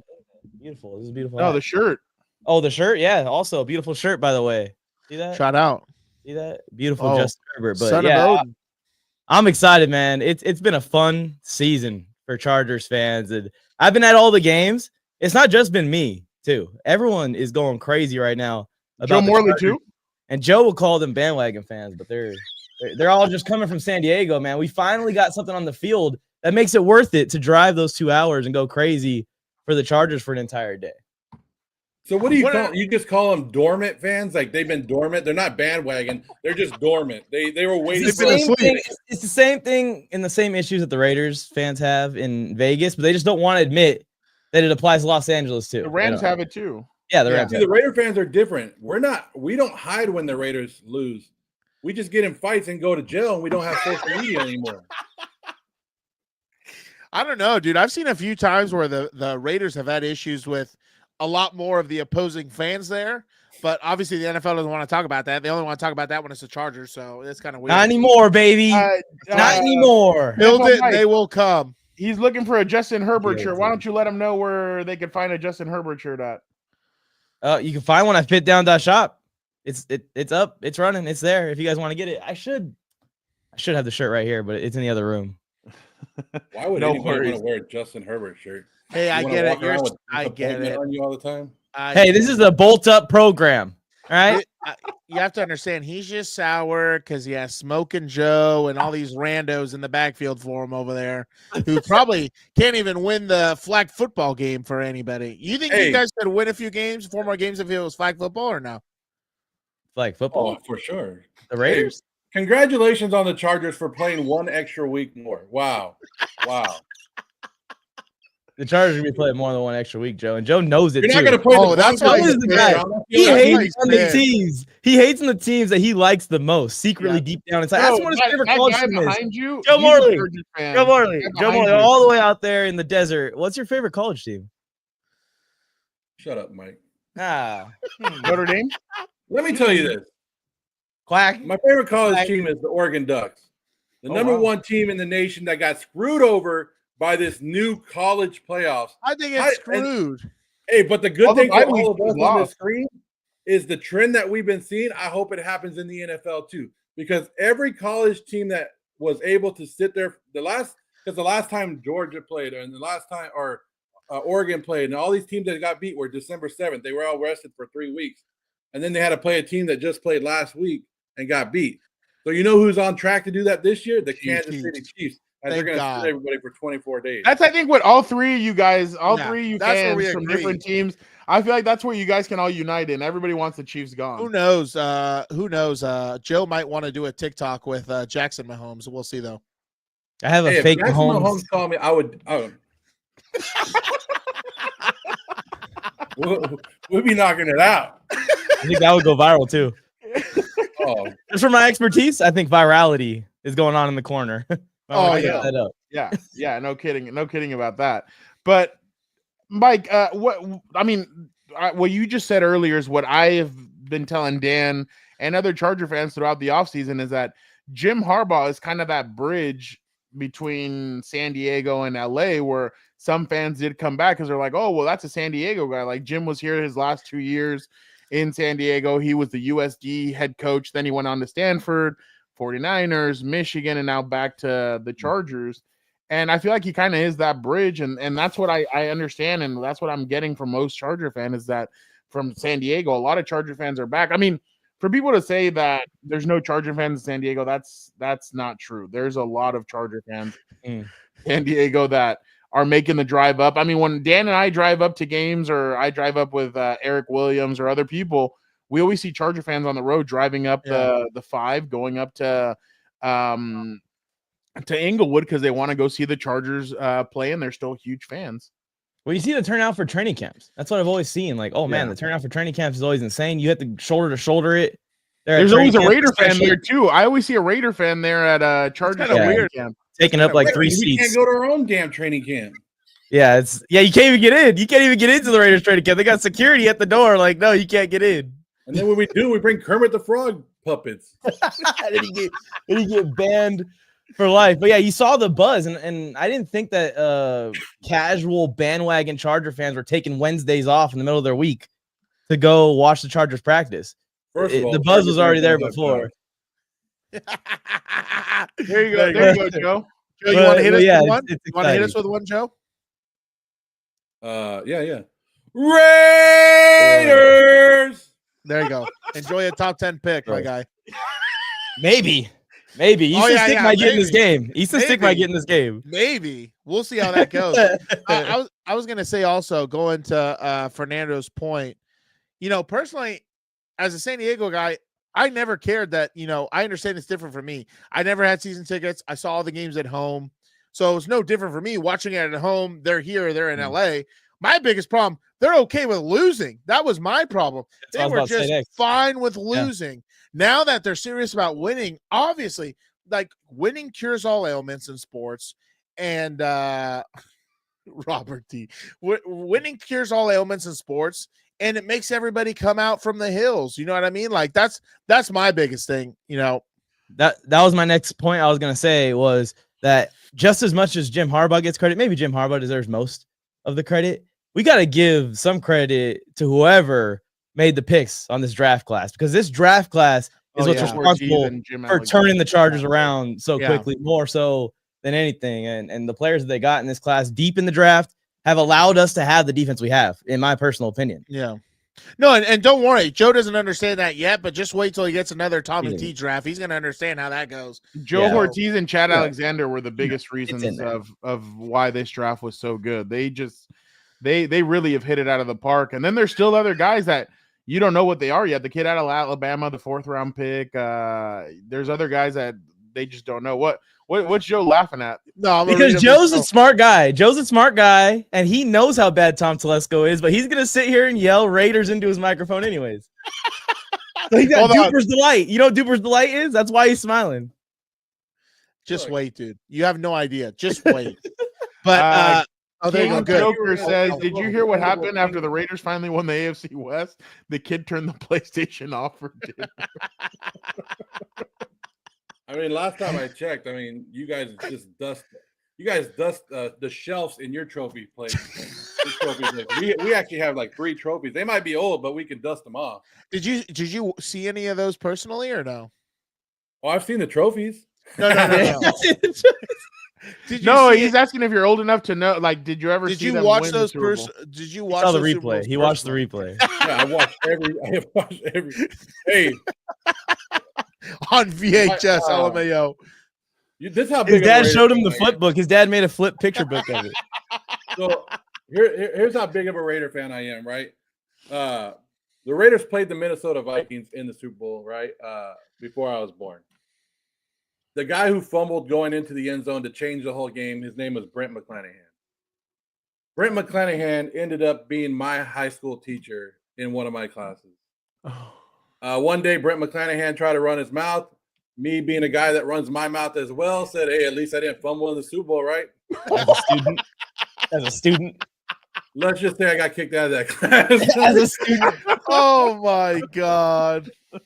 I learned a valuable lesson that day, but yeah. Well, that's what you do. But yeah, have I? The only thing I've seen the hey, I have the same. Ever. This is his first time ever, but this guy's hilarious. He's like sat there on Papa's lap like Rose from the Titanic. It's been 84 years. That's hilarious. Hey, that's the one thing that Charger fans and Raider fans have in common, right? That we've seen our teams in the Super Bowl. Like, we haven't seen a win, but we've seen our team get their ass kicked in the Super Bowl. Like, both the last times the Chargers were in the Super Bowl and the Raiders were in the Super Bowl. Did you go to that Super Bowl in 2002 or no? Did I go to it? Yeah. No, dude, I grew up. My parents didn't have no money. Oh, well, I didn't know. You might have won the tickets doing some contest or pie I was down there. I would have rather gone with Barrett Robbins. Oh, the guy the center that went to Tijuana got lost before the game. Oh my God! You've never heard that story, Mike? I think I've briefly heard it. Like, the center of the Raiders went down to Tijuana during one of their days, and he got lost in the sauce, and he thought he was celebrating a Super Bowl win. He thought they had won already. They couldn't find him. His wife nobody could find him. Yeah, was in San Diego that year or something? It was in San Diego, the 2002 when they lost to Tampa, but he went down to Tijuana and he just got lost in the sauce. Finally, like after a couple of, I think it was days or weeks, he finally realized, oh crap. He wakes up and he like finally appears, but he woke up I think there was a song, I woke up in Tijuana or something like that, but he actually woke up in Tijuana, and that would have never happened. That would have never happened on John Gruden's watch. I'll tell you that right now. John Gruden was on the other sideline. The Raiders would have never kicked him out of town. They would have won the Super Bowl. Yeah, it's crazy. Joe was a Niners fan back then. Oh, are you hiding make the Niners great again and we haven't seen it yet, or what? No, I could say right now I have never dated a guy, so Allegedly. Allegedly. My God. Which fan base do you like pissing off more, Cowboys or 49ers? I like both, but 49ers are more sensitive. So it's like they cry, like you can really get to them. Like Cowboy fans laugh it off, and it's like they're fun to play with. But Niner fans, like, they can't take it. Like you hit them right in the feels, and you could just see the tears coming. And it's like, I love when they try to attack your weight. Like the other day, I came out and I was like, "Oh, Jaden Daniels is good, but I don't think he's nothing to write home about. I've seen this before. It's RG3." So obviously, the first thing that people do is attack my weight, and I'm like, "Dude, this is like." It's funny that that's the first thing that they can go off because of they have no argument. They have no Yeah. idea when they attack physical features. They have no idea. They have Yeah. nothing between the earpieces or nothing between the ears to like really come back at anybody. You gotta have an understanding. Gotta have an understanding with comments when they send them at you is that they don't expect you to read them. Like they don't know that you actually see them. They don't expect you to respond back. So they think that think they're talking to like a forum. They think it's Reddit, but it's not. It's not. Well, some guy was like, "Oh, you should." I bet you got a cookie after this. I was like, "Oh, I actually got 2 of them." Didn't or something. reply. The guy didn't reply. Yeah. The guy didn't reply. It was hilarious. But that's the best thing. Like that's what I always say. If you're attacking you personally of what you look like, then they have no other comeback. Like you won the argument no matter what. And One time I love DMs. One time a Raider fan told me my teeth look like the Chargers logo. That's how crooked they were. What were you gonna say, Joe? Stupid. That's commitment. That's commitment, Mike, of being a fan. That he went out there and got your teeth done. Yeah, I got a tattoo as well. No, like that's the one thing about being a content creator, I guess, which is tough. It's hard, and I think we've all been through it. Like everybody who's been through it. Like you get a lot of hate comments online. You get a lot. I've been threatened. Oh, geez, all online. But when you actually go out in public and you talk to these people, you find that there's more love than there's actually hate. So everybody that does like the hate ones, you just gotta laugh at it. And if you're ever like trying to be a content creator, that's the one thing that you have to get over is the comments. It's like, oh yeah, you just gotta remember these guys. They're doing exactly what we do. We just have a camera in our mom's basement. Yeah, it's like a tailgate vibes, man. The majority of the people are just there having fun. Oh yeah, it's like the tailgate vibes. Yeah, then there's that small percentage that's just drunk, wasted, and just doing vulgar, unnecessary things. Mike, 5th pick, I'm guessing, is what you want also. My brother wants a 5th pick. You want the 5th pick as well? Or 5th seed? Oh, yeah. I want the 5th seed, but I would be excited to see the Hard Bowl again. I think that there's like a unique chance when you get a rematch against a really good team for an upset. So I would like to see the Ravens again too, either Ravens or Texans. But I think that the Steelers are going to lose to the Bengals, and then the Chargers are just going to absolutely mop the floor with the Raiders. You think it's going to be a little? Smiling. Could you imagine, Joe? Seriously, how hilarious would this be? The irony that you beat us last year 63-21, and we beat you this year 63-21. What's the common factor there? Well, if that's where AP would get fired. If they get your ass kicked this weekend, they're done. You're 100% done. I'm just interested to see what's going to happen with Tom in that sense. Like if AP gets fired, I mean, they're probably going to have to let Tom go as well and just start over. But who knows if they're going to want to start over? But as a Charger fan, if the Raiders win this weekend, we're going to be talking so much crap. This is a playoff team? This is a playoff team? So, but what if it be Taylor Heineke? What if it's Taylor Heineke? Yeah, it's not going to be. It doesn't matter who it is. You saw what we did with Easton Stick. Oh man, this is the same Chargers. This is the same Chargers. This is the last game the Raider fans have for 6 months. This is it.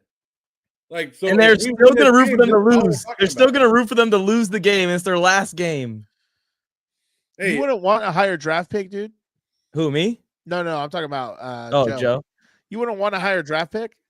no, I would always love a higher draft pick. Like, no, I think you're stupid if you don't say you want a higher draft pick. But I want wins too, and I'm gonna worry about the offseason when the offseason comes. So if the Raiders need to trade up and get who they, I don't want you to. Buddy, I don't they're want not you going to to trade up. determine- You know this guy. He's not going to trade up for anything. No, and I'm good with that. But I don't want you to determine who you're drafting right now in December or November. I want you to go through the whole draft process. Like I texted, I already told you guys about Dart last night. I texted Mike and Tony last night, and I said, if you put Dart at the combine in front of all these scouts, he's going to be a first-round pick by the end of the process. Like, we don't know how these prospects are going to be until you put them in front of people. You put them in, you get the scouts right there talking to them. This whole draft and mock drafts and all that is going to change by the time you get there. So, and who's to say that? And this is what I tell Raider fans, like, they're all losing their minds, and they're like, we lost out on this and this. I go, we haven't lost out on crap. The draft hasn't even started yet. Like, when the draft happens, then we could talk about it. But you don't know who's going number one. We could assume who's going number one. Or you could, like, they're like, we're going to lose out on all these blue chip prospects. Are you telling me that what blue chip prospects? You could tell me right now, you can guarantee what players are going to be badasses by the end of the year? Like, no, come on. We joke about Tom Telesco, but I have like a weird feeling that Tom Telesco is like trying to go with the opposite of what he did with the Chargers now. Now he's come here and he's going discount at QB. He's not being aggressive to go and get a quarterback when they were like really sure about locking down Phil all those times and locking down Justin and everything. So I feel like he's going to go opposite, and I think he is going to trade up. I think he is going to trade up. I think Tom Telesco is going to trade up inside the top 5 and get a quarterback. You know, the crazy part is Tom went out a couple of years ago. I remember Tom wanted Ndamukong Suh. He was a big free agent. He wanted to go get him. Everybody, please pound the like button right now. We got a bunch of people in here. Please pound the like button. They wanted Ndamukong Suh. They weren't able to get him. I don't think Miami just paid an absurd amount. He got Christian Wilkins this year. He made up for it. Got Christian Wilkins.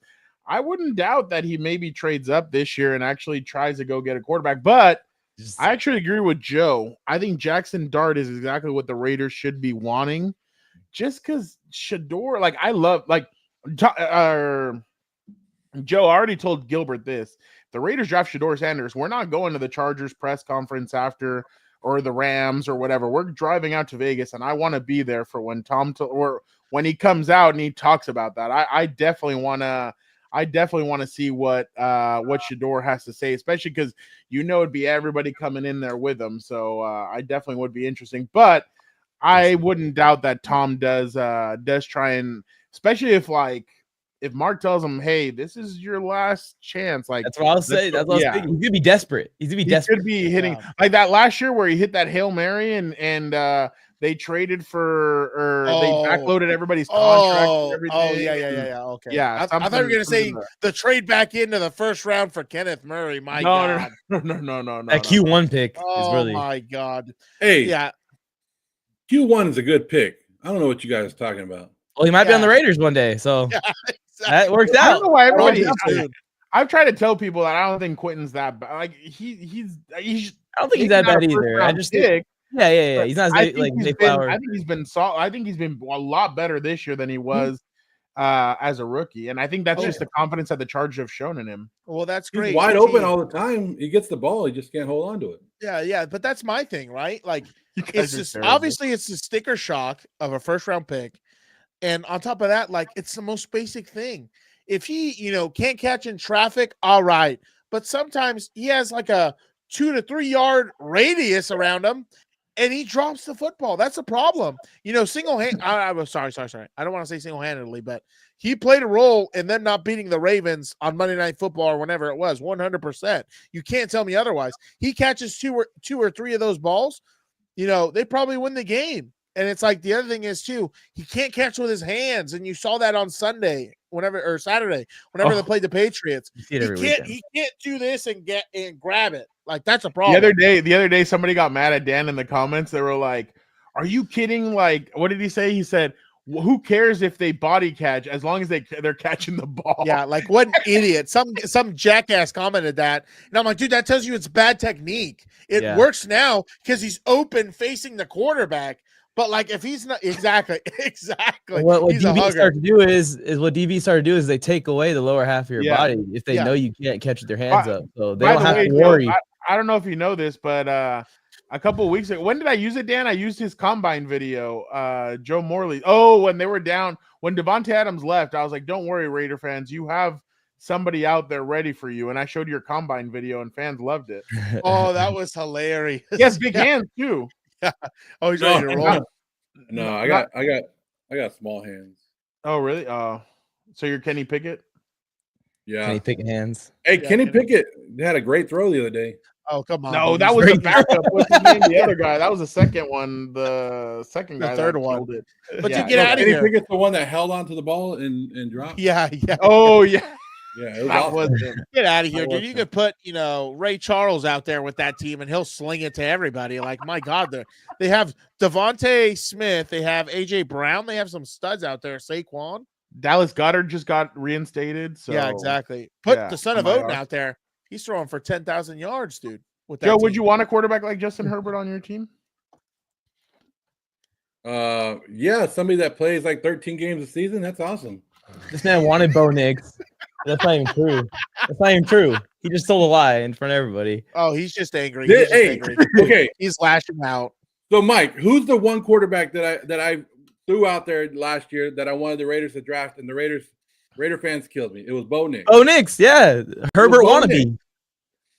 And they were like, "No, he's not good." Raider fans told me all last year he was not good. Well, they were right.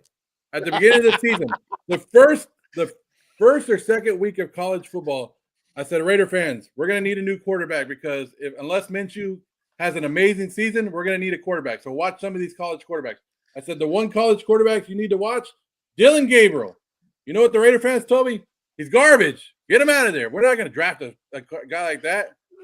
They also commented that you were a biased Oregon Ducks fan, too. They commented that. I saw it. I read it in there when I was scrolling. I was like, there's that one right there. There's the Oregon Ducks one. I was going to comment I actually like Jackson Dart for you for some reason. But I do like Jackson Dart. And then somebody goes, are you really going to trust a Lane Kiffin? I go, yeah, I am, because that means he's probably pro ready. Yeah, that's a good point. Like him or not, he was an offensive mind. He was the Sean McVay that actually worked out in a sense. So it's going to be so beautiful to have Boverthrow, Nix, and Shadur Jamarcus is his middle name, Sanders, both in our division. Boverthrow, Nix, and Jamarcus Russell back in the flesh. Bro, it's so funny to me. Anything better this weekend than to see the Broncos lose to the Chiefs backups? They will. I think that. Yeah, I think they will. Chiefs are gonna run it on them. You know, it's funny. Dan also got so you'll like this NFL, Mike. This week, I don't know if you saw that post that we had, but we had Eric Williams on from Fox Sports, and good friend of ours. I've known him for 10 years now, so he's a great guy.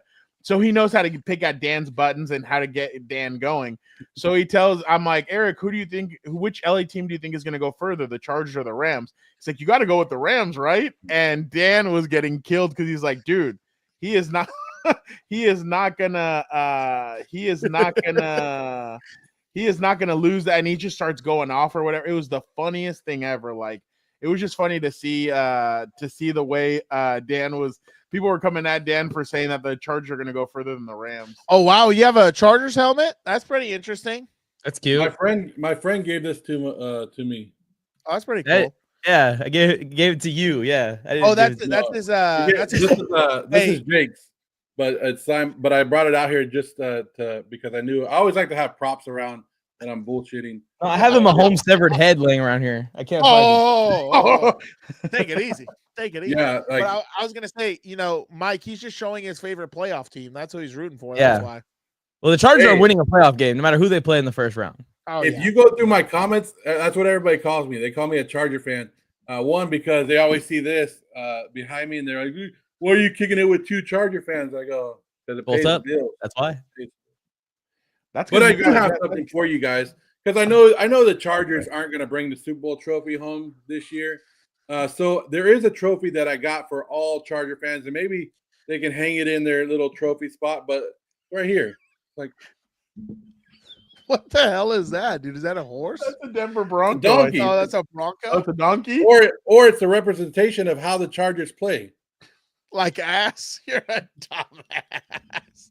You're a dumbass. Oh my god. It's just so funny, dude. These top 10 pick guys, I was once in your spot. We were once in your spot.